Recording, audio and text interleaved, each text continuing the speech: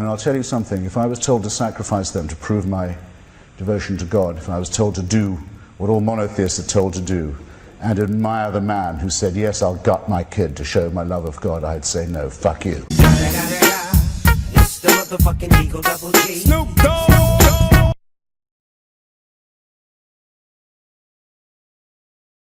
You're Joseph Stalin. You've taken over Russia. You've been educated in a seminary in Georgia, by the way. Up till 1917, for hundreds of years, hundreds of millions of Russians have been told that the head of the state is a god, that the Tsar is above power, ordinary secular power, that he's the head of the Russian Orthodox Church as well as the... You shouldn't be in the dictatorship business if you can't take advantage of a deep well of credulity and servility like that. It's your golden opportunity. What does he do? Heresy trials. Heresy trials, witch hunts, miraculous discoveries such as Lysenko's biology, the worship of the leader from whom all blessings flow. As I described North Korea, the most religious state I've ever seen. Mutatis mutandis, this would apply also to Mao's China, with the same background of superstition and servility. Now, for there to be a fair test about this, you'd have to do the following. And no one I've ever debated with has even tried it, so you be the first. You find me a state or a society that threw off theocracy and threw off religion and said we adopt the teachings of Lucretius and Democritus and Galileo and Spinoza and Darwin and Russell and Jefferson and Thomas Paine. And we make those what we teach our children. We make that scientific and rational humanism our teaching. And you find me that state that did that and fell into tyranny and slavery and famine and torture, and then we'll be on a level playing field. As it is, all you've done is show that the idea of worship and the idea of credulity and the idea of servility and slavery to religion is a bad idea in the first place. But none of the czars and none of the Chinese kings... If anyone thinks that there's a question, who's heard me, who thinks there's a question I answered poorly, or inadequately, or badly, or failed to answer at all, and would like to challenge me, I'd happily give them 5 minutes. But I have, so to say, shot my bolt otherwise. Is there anyone who would like to challenge me? Yes. Please. If there is no God, why do you spend your whole life trying to convince people that there isn't? Why don't you just stay home? Can you repeat that? Was the question? The question is, if there is no God, why spend your life and career trying to refute that? Why not just leave it alone and stay home? Fair enough. Well, it isn't my whole career, for one thing. It's become a major preoccupation of my life, though, in the last 8 or 9 years, especially since September 11, 2001, to try and help generate an opposition to theocracy and its depredations internationally. That is now probably my main political preoccupation. To help people in Afghanistan, in Somalia, in Iraq, in Lebanon, in Israel, resist those who sincerely want to encompass the destruction of civilization and sincerely believe they have God on their side in wanting to do so. Maybe I will take a few minutes just to say something that I find repulsive about especially monotheistic, messianic religion. With a large part of itself, it quite clearly wants us all to die. It wants this world to come to an end. You can tell the yearning for things to be over whenever you read any of its real texts or listen to any of its real, authentic spokesmen, not the sort of the pathetic apologists who sometimes masquerade for it. Those who talk, there was a famous spokesman for this in Virginia until recently, about the rapture, say that those of us who have chosen rightly will be gathered to the arms of Jesus, leaving all of the rest of you behind. If we're in a car, it's your lookout. That car won't have a driver anymore. If we're a pilot, that's your lookout. That plane will crash. We will be with Jesus, and the rest of you can go straight to hell. the eschatological element that is inseparable from Christianity. If you don't believe that there is to be an apocalypse, there is going to be an end, a separation of the sheep and the goats, a condemnation, a final one, then you're not really a believer. And the contempt for the things of this world shows through all of them. It's well put in an old rhyme from an English exclusive brethren sect. It says that we are the pure and chosen few, and all the rest are damned. There's room enough in hell for you. We don't want heaven crammed. You can tell it when you see the extreme Muslims talk. They cannot wait. They cannot wait for death and destruction to overtake and overwhelm the world. They can't wait for what I would call, without ambiguity, a final solution. When you look at the Israeli settlers, paid for often by American tax dollars, deciding that if they can steal enough land from other people and get all the Jews into the promised land and all the non-Jews out of it, then finally the Jewish people will be worthy of the return of the Messiah. And there are Christians in this country who consider it their job to help this happen so that Armageddon can occur, so that the painful business of living as humans and studying civilization and trying to acquire learning and knowledge and health and medicine and to push back can all be scrapped, and the cult of death can take over. That, to me, is a hideous thing in eschatological terms, in end times terms, on its own. A hateful idea, a hateful practice, and a hateful theory, but very much to be opposed in our daily lives, where there are people who sincerely mean it, who want to ruin the good relations that could exist between different peoples, nations, races, countries, tribes, ethnicities, who openly say they love death more than we love life, and who are betting that with God on their side, they're right about that. So when I say, as the subtitle of my book, that I think religion poisons everything, I'm not just doing what publishers like and coming up with a provocative subtitle. I mean to say it infects us in our most basic integrity. It says we can't be moral without Big Brother, without a totalitarian permission. It means we can't be good to one another. It means we can't think without this. We must be afraid. We must also be forced to love someone who we fear. The essence of sadomasochism. The essence of abjection. The essence of the master-slave relationship. And that knows that death is coming and can't wait to bring it on. I say this is evil. And though I do some nights stay home, I enjoy more the nights when I go out and fight against this ultimate wickedness and ultimate stupidity. Thank you. You see, well, somebody laughs. You may think that those aeroplanes in this city on 9/11 came out of a clear blue sky. I believe they emerged out of a swamp of hatred created by us. I believe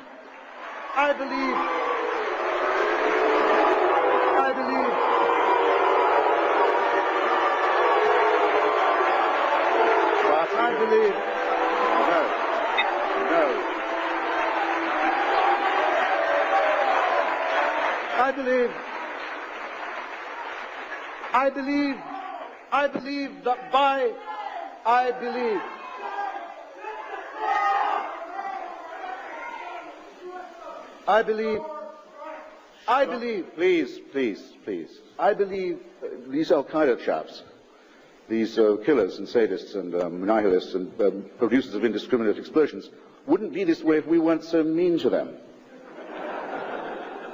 Now, it's true some of them, Mr. Zarqawi, their leader, of course, the bin Ladenist leader, was in Iraq before, and was well known to have been in Iraq under the rule of Saddam Hussein. And I can tell you that no one gets in and out of Iraq at that level without the president knowing. And it's also true that a group affiliated with him, the Ansar al-Islam, a fundamentalist group, thought that its main job was to kill the Kurdish leadership in northern Iraq, the elected leadership, which is a strange target, I think, for a holy war. And it's also true that some of them came to Iraq after we threw them out of Afghanistan. Well, that's easy then. Leave them in control of Afghanistan. Don't mess around with these people. Don't make them angry. Don't make them mean. It's your fault. Now, this is masochism, but it's being offered to you by sadists. Okay.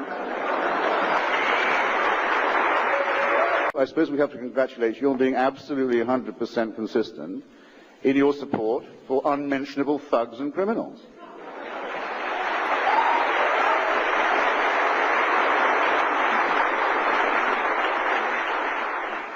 And I should thank him, by the way, for eliciting, or allowing me to elicit, or you, perhaps, ladies and gentlemen, to elicit from him what I feared, but didn't hope, but in other words, a full declaration of support for the campaign of sabotage and murder and beheading that has taken the lives of brave journalists, demolished the offices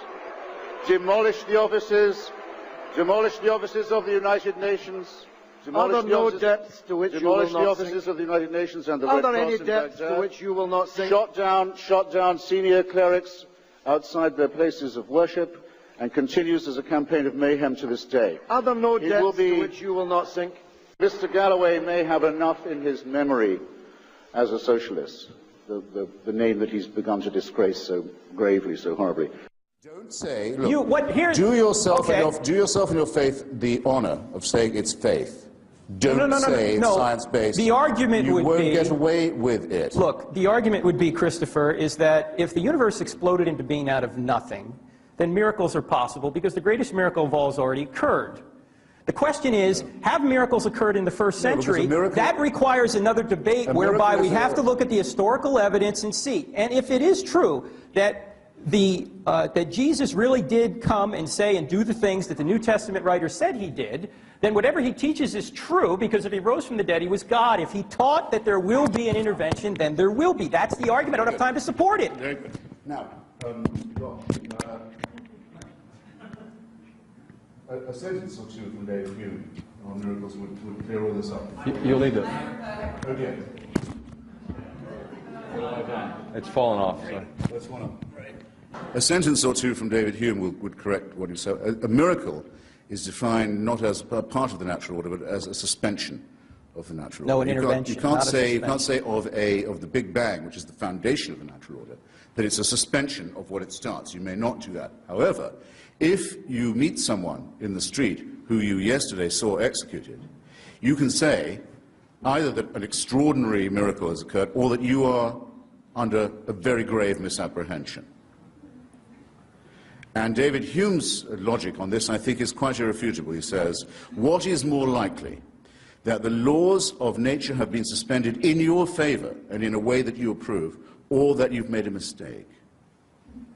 And in each case you must, and especially if you didn't see it yourself and you're hearing it from someone who says that they did. I would go further and say the following. I'll grant you that it would be possible to track the pregnancy of the woman Mary, who's mentioned about 3 times in the Bible, and to show that there was no male intervention in her life at all, but yet she delivered herself of a healthy baby boy.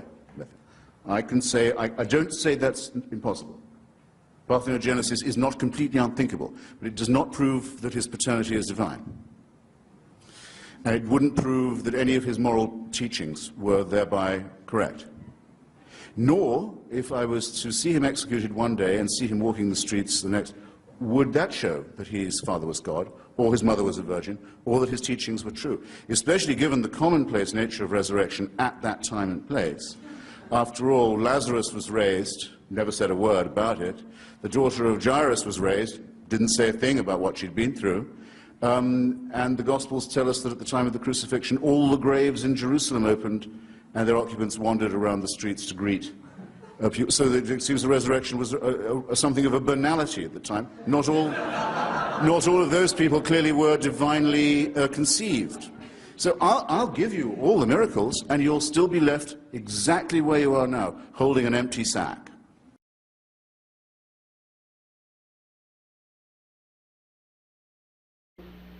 Can we do more? Yes? Mr. Hitchens, you are likely the world's most charming, roguish, and enlightened atheist, and I love you for that. But as a Sufi Muslim, I'm very ruffled by the title of your book. Of all the titles that you likely had at your disposal, did you have to settle for the literal negation of Allahu Akbar? Yes. I thought so. Thank you for that question. Thank you. Well, it's a very good question, and I'm glad. I wanted to come back to it. Why? Yeah, as I've said, I think that all religions are wrong in the same way, in that they privilege faith over reason, but they're not all equally bad in the same way all the time. I mean, if I'd been writing in the 1930s, I would certainly have said that the Roman Catholic Church was the most dangerous religion in the world because of its open alliance with fascism and anti-Semitism, which the damage from that our culture has never recovered from and never will. But at the moment, it's very clear to me that the most toxic form that religion takes is the Islamic form. The horrible idea of wanting to end up with Sharia, with a religion-governed state, a state of religious law, and that the best means of getting there is jihad, holy war, and that Muslims have a special right to feel aggrieved enough to demand this, I think is absolute obscene wickedness, and I think their religion is nonsense. And in its entirety. The idea of God speaks to some illiterate merchant warlord in Arabia, and he's able to write this down perfectly, and it contains the answers to all human. Don't waste my time. It's bullshit. But you're saying the same about it. Also, that God speaks. The Archangel Gabriel speaks only Arabic, it seems. I just want to say, in retrospect, you were very civil, actually. I don't know what I was thinking. Is this the same characterization of all religions? Well, actually, no, because remember, Islam makes one special claim for itself. All religions claim to be revealed truth. They all are founded by divine revelation. But Islam rather dangerously says, ours is the last and final one. There can't be any more after this. This is God's last word. Now, that's straight away a temptation to violence and intolerance, and if you note, it's a temptation they seem quite willing to fall for. Rabbi, second, I had another motive, which is this.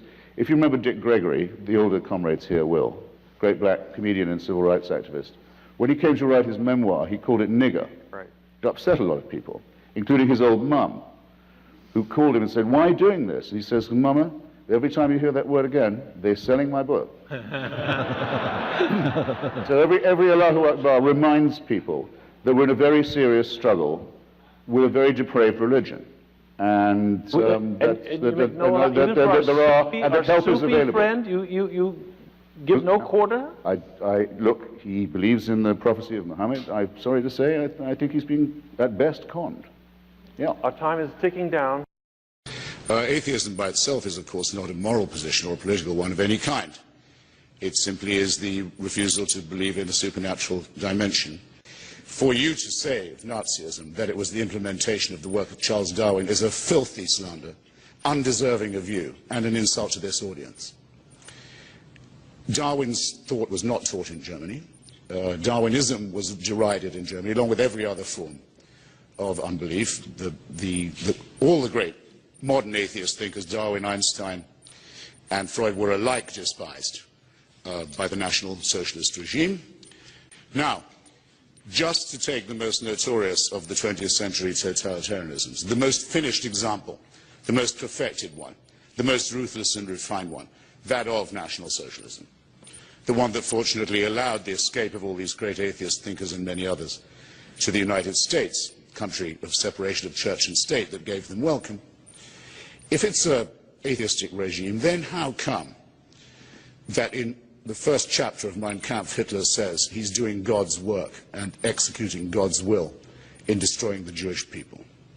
How come the Führer oath that every officer of the party and the army had to take, making Hitler into a minor god, begins, I swear in the name of Almighty God, my loyalty to the Führer? How come that on the belt buckle of every Nazi soldier it says Gott mit uns, God on our side? How come that the first treaty made by the National Socialist dictatorship, the very first, is with the Vatican, exchanging political control of Germany for Catholic control of German education? How come that the churches celebrated the birthday of the Führer every day, every year, I mean, on that day, until democracy put an end to this filthy, quasi-religious, superstitious, barbarous, reactionary system? Again, this is not a difference of emphasis between us to suggest that there's something fascistic about me and my beliefs is something I won't hear said, and you shouldn't believe. Thank you. Supernatural claims must be true, or none of them are, my own position, or only one of them is. the least probable position of all. Right. The one you've decided to occupy. You were asking me... I was asking how, on what you've found, your assertion that yours is the only true bill. The ones I believe in, the ones I believe in are the ones I believe in. Yes. For example, why are your miracles the true bill and the others are all copies of it? Because they happened. And I believe that Joseph, when he found out that Mary, his betrothed, was pregnant, he followed David Hume's advice to the letter. And he didn't know what the most reasonable explanation was. And that sort of thing. It's not that in the ancient world, it's not that people didn't know where babies came from. It's no, all Joseph knew was who hadn't made her pregnant. Right. If we have to be crude about this. Correct. And if you were David Hume, you would ask which is more likely, that the fact that he hasn't made her pregnant and she is the result of divine intervention, or that a Jewish girl could tell a fib. Sure. And Joseph... Now, of the two, I don't think the latter is overwhelmingly improbable. No religion has ever been founded except with the claim that its founder and prophet was born of a virgin. I have the whole list in the front of my book, if anyone... By the way, available at fine bookstores everywhere.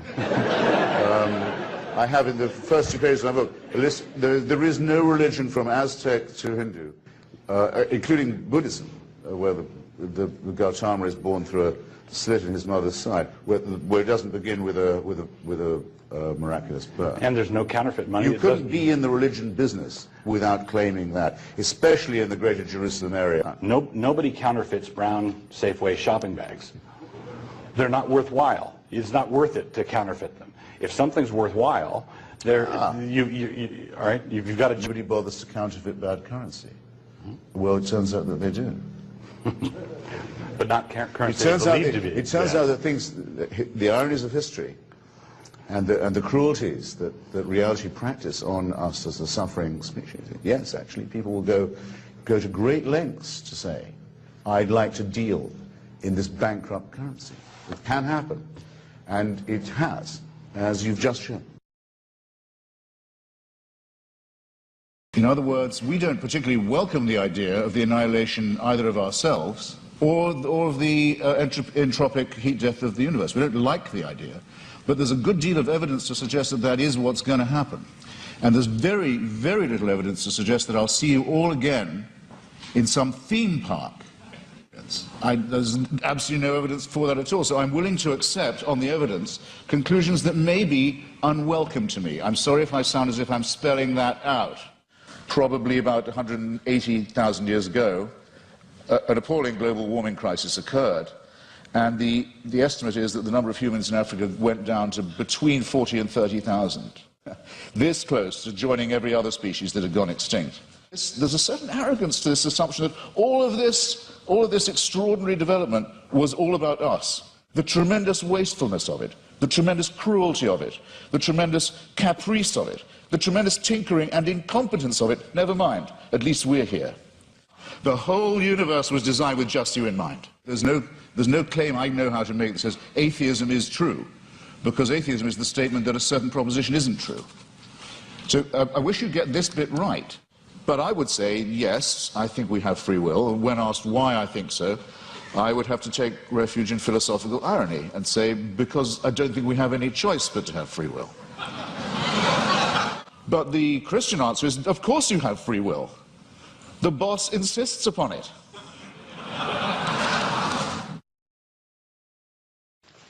Why is it that the Islamic country, Iran, is the threat to peace in the world and not the Zionist? Is it America's support of Israel? Well, hundreds of people are getting killed in Gaza and West Bank every day with the support of America. The Israel-Palestinian war has been going on for 61 years, and we are not actually looking at what is actually happening, and we're fearing about what is not happening. We're fearing about something that hasn't happened. Mr. Hitchens? It's become a familiar thing. I should perhaps preface this by saying that with Edward Said, the late Professor Edward Said, I wrote a book about the rights of Palestinians and the way in which these have been negated by Israeli policy. But I know a lot of people in the Arab and Muslim world who are fed up with having the subject changed to Israel. whenever human rights for them comes up. A very good example of this just last week in Tehran, where the government has an official Al-Quds Day, as it's called, the Day of Jerusalem, where school children and others are paraded. It's a more or less compulsory demonstration to say they'll give their blood and their lives for Palestine. And hundreds of thousands of Iranians turned up to say, no, we'll only give our blood for Iran, thanks. We're fed up with being told by the regime that they represent the oppressed of Palestine, that we can't talk. And they are having to shed their blood, because the regime keeps on killing them for wanting to have a say in their own internal affairs. And a regime that does this and has just pulled off a blood-stained military coup, that's overturned the results even of an already predeterminedly fraudulent election, that says that, that a woman's voice is worth that of only... sorry, it takes 3 women in a court against 1 man, that uses torture and rape as policies in prison and so forth. You want a regime like that to have nuclear weapons? You're welcome. But you should say that's what you don't mind. Are you going to say that? Are you going to say you've no objection? That the real problem is the Jewish state? Come on, be serious. So the Jewish state doesn't have nuclear weapons? Is that what you're saying? Well, now, I appeal again to the fair-mindedness and intelligence of the audience. Did I say that? No, but... Did I in any way imply it? No, but... No. Did I not begin with a throat clearing, which I'll amplify if you will, about my long record of work about this, my defense of the Israeli dissidents who published the news about Israel's illegal program and gone to jail for it. I can refer you to all that if you like. But my point was directed specifically to you. Yeah. I said, does this, in your mind, make the destruction of human rights in Islamic countries okay or not? No. Good. Okay, no, let's hear from Walid. Well, that's progress of a kind. You have contempt for thought if you think that. I'm sorry, I have to not stop trying to be funny here. No, hang on a second. If you have contempt for thought, simply because you recognize that someone who bases everything on reason has faith in the reasoning process, what's wrong with saying that? Why can't you say, I have confidence in reason, I have faith in reason, I trust in the reasoning process?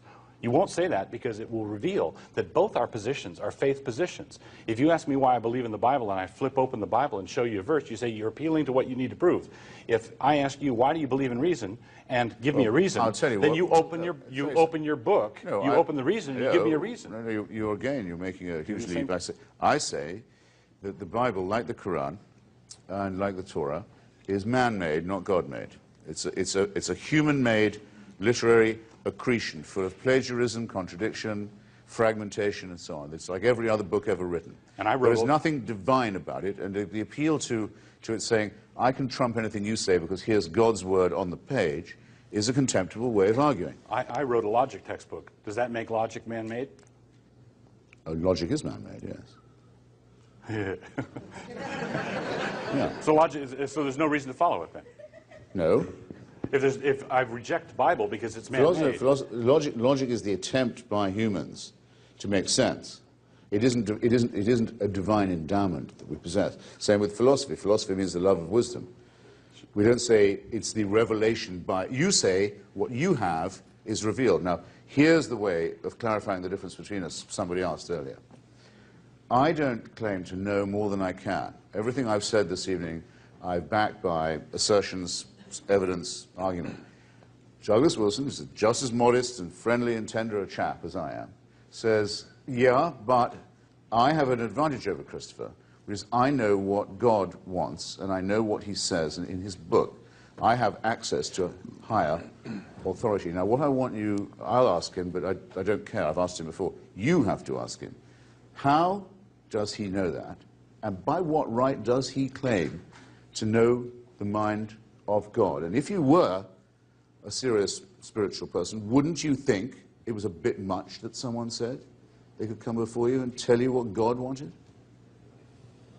As long as they don't call it modesty, I don't mind. As long as they don't call it humility, I don't mind. But I don't like being told that my arguments aren't as good as his because he has divine information that's withheld from me. Has it exactly the wrong way around. You see, as I was beginning to say earlier, we didn't have time in the question period.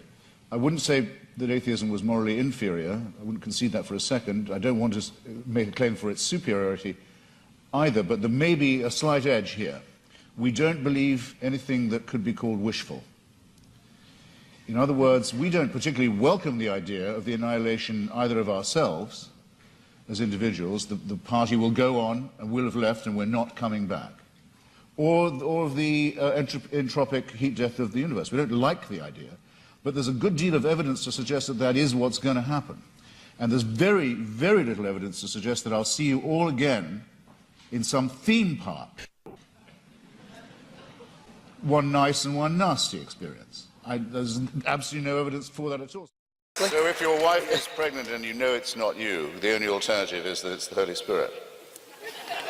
That's a false... David Hume deals with this quite well. He says in the case of the laws of nature being suspended, you have to ask yourself, have they been suspended in my favour, or am I possibly under a misapprehension? I think it's Thomas Paine who asks, which is more likely, that the laws of nature are suspended or that a Jewish girl should tell a fib? We have to grow up out of this stuff, you know. All of this could be part of a plan. There is no way an atheist can prove it's not.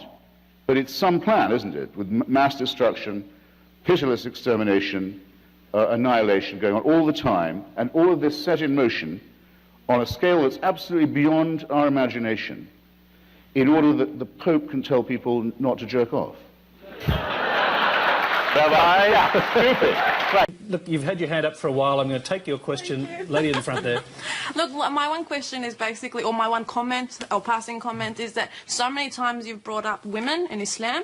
I'd just like to correct that I've read the Quran, and all Muslim scholars would agree with me that Islam gives women a lot of rights.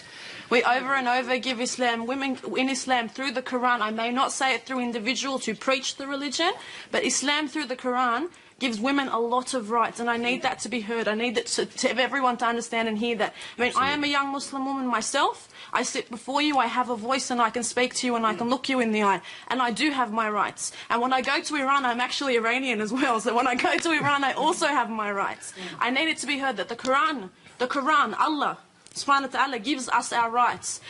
People, individuals in countries, and people who represent our religion may not, and they may do the wrong thing to sort of stand in front and show us religion and preach us religion, but Islam does. All right. We're going to take that as a comment, a very passionate one at that. Okay. Well, no, we're not. No, we're not going to take it as a comment. I can see your face, I can see your hair, and I can see you sitting in an audience with young gentlemen. Don't you tell me you can do any of that in Iran.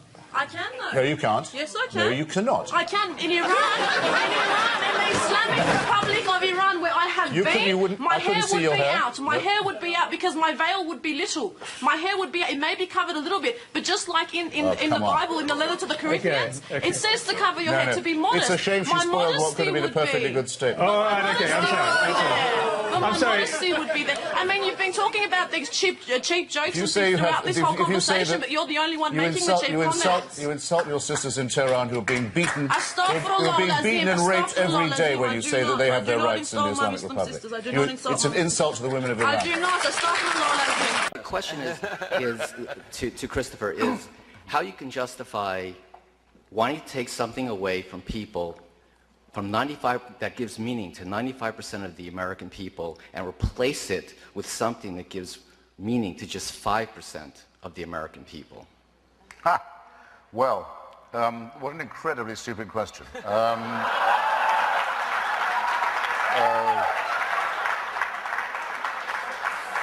First, I've said repeatedly that this stuff cannot be taken away from people. It is their favorite toy, and it will remain so, as Freud said, in The Future of an Illusion, it will remain that way as long as we're afraid of death and have no problem, which is, I think, likely to be quite a long time. Second, I hope I've made it clear that I'm perfectly happy for people to have these toys and to play with them at home and hug them to themselves and so on and share them with other people who come around and play with the toys. So that's absolutely fine. They are not to make me play with these toys. Okay? I will not play with the toys. Don't bring the toys to my house. Don't say my children must play with these toys. Don't say my toys might be a condom. Here we go again. Are not allowed by their toys. I'm not going to have any of that. Enough with clerical and religious bullying and intimidation. Is that finally clear? Have I got that across? Thank you. Muslim, I'm very ruffled by the title of your book. Of all the titles that you likely had at your disposal, did you have to settle for the literal negation of Allahu Akbar? Yes. I thought so. Thank you for that question. Thank you. No, it's a very good question. I'm glad. I wanted to come back to it. Why? Yeah, as I've said, I think that all religions are wrong in the same way, in that they privilege faith over reason, but they're not all equally bad in the same way all the time. I mean, if I'd been writing in the 1930s, I would certainly have said that the Roman Catholic Church was the most dangerous religion in the world because of its open alliance with fascism and anti-Semitism, which the damage from that our culture has never recovered from and never will. But at the moment it's very clear to me that the most toxic form that religion takes is the Islamic form. The horrible idea of wanting to end up with Sharia, with a religion-governed state, a state of religious law, and that the best means of getting there is jihad, holy war, and that Muslims have a special right to feel aggrieved enough to demand this, I think is an absolute obscene wickedness, and I think their religion is nonsense. And in its entirety. The idea of God speaks to some illiterate merchant warlord in Arabia, and he's able to write this down perfectly, and it contains the answers to all human. Don't waste my time. It's bullshit. But you're saying the same about also that God speaks. The Archangel Gabriel speaks only Arabic, it seems. I just want to say, in retrospect, you were very civil, actually. I don't know what I was thinking. Is this the same characterization of all religions? Well, actually, no, because remember, Islam makes one special claim for itself. All religions claim to be revealed truth. They all are founded by divine revelation. But Islam rather dangerously says, ours is the last and final one. There can't be any more after this. This is God's last word. Now, that's straight away a temptation to violence and intolerance, and if you note, it's a temptation they seem quite willing to fall for. Rabbi, second, I had another motive, which is this. If you remember Dick Gregory, the older comrades here will, great black comedian and civil rights activist, when he came to write his memoir, he called it nigger. Right. It upset a lot of people, including his old mum, who called him and said, why are you doing this? And he says, Mama, every time you hear that word again, they're selling my book. So every Allahu Akbar reminds people that we're in a very serious struggle with a very depraved religion. And that help is available. Friend, you give no quarter? Look, he believes in the prophecy of Muhammad. I'm sorry to say, I think he's been, at best, conned. Yeah. Our time is ticking down. I say that homosexuality is not just a form of sex, it's a form of love, and it deserves our respect for that reason. That when my children were young, I'd have been proud to have Stephen as their babysitter, and I'd told them they were lucky. And if anyone came to my door as a babysitter wearing holy orders, I'd call first a cab and then the police.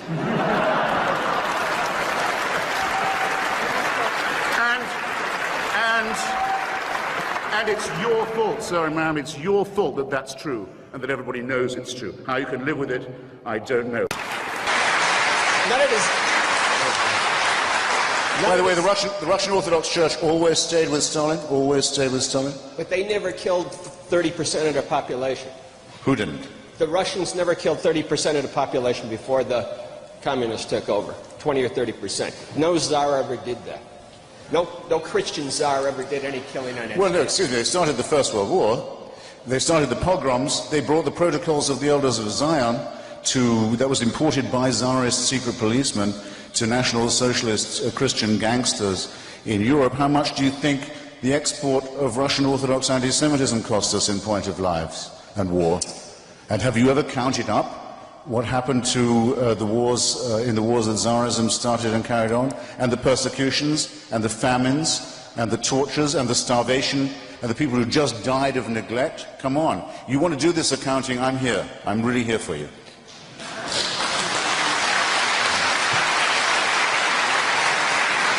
Or what the Serbian Orthodox and the Russian Orthodox have just done in the Balkans.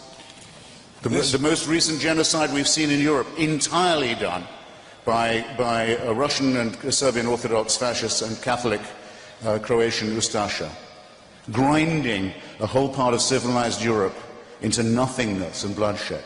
for their filthy, stupid medieval quarrels. How dare you say that any secularist, we who've opposed this kind of barbaric stuff, are on all fours with these creeps? You should take it back. You owe me an apology.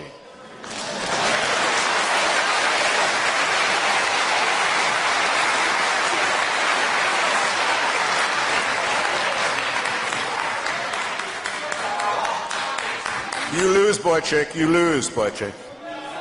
Please. Hey, civility. Civility. Civility is overrated. You've got to believe in everything I say, or go to hell, or heaven. Because, and here's why you've got to agree with me, because my mother never went to bed with anybody. And that proves the truth of what I say. Or by the way, I must have looked very dead when they took me down from the cross, but I didn't die. And that proves my point. I'm willing to grant it all. I'm willing to grant the Immaculate Conception first, then the virgin birth, then the resurrection, and the Annunciation and the Assumption. I'm willing to grant all of it. It doesn't prove the truth of the proposition that you should take no thought for the morrow. The central doctrine of Jesus of Nazareth, take no thought for the morrow. No investment, no thrift, no care for your children, that you should abandon your family, not worry about construction, about investment, about anything. Just follow me. A ridiculous and immoral proposition that, as C.S. Lewis so cleverly, and I must say for him, very honestly puts it, means that the man must either have been a maniac, a sick man, an evil man, or he must have believed that the world was coming immediately to an end, and that he was commanded to announce this fact to the deluded Bronze Age inhabitants of Palestine. Because if he didn't believe that, if he didn't believe he was divinely mandated, then his words would not have been inaccurate or false, they would have been wicked. That's what you have to be talking about. Now, there is, on the historicity point, there are only two reasons, I think, to suppose that there may have been the figure of some kind of deluded rabbi present at that time. The first is the fakery of the story. The fakery itself proves something. The prophecy says this man must be born in the house of David, of David's line in David's town. It means he must be born in Bethlehem. Jesus of Nazareth is well known to have been born in Nazareth. In order to get him to Bethlehem, a huge fabrication has to be undertaken. A census is proposed by Caesar Augustus. No such census ever took place. The people of the region were not required to go back to their hometown to be registered. That's never happened. Quirinius was not governor of Syria in that year, as the Gospels say. None of the story of the Nativity is true in any detail, and not one of the Gospels agrees with each other on this fabrication. But the fabrication itself suggests something. If they were simply going to make up the whole thing, and there'd never been any such person, then why not just have him born in Bethlehem right there, and leave out the Nazarene business? So the very falsity of it, the very fanatical attempt to make it come right, suggests that yes, there may have been a charismatic, deluded individual wandering around at that time. But which is most impressive to you? The fantastic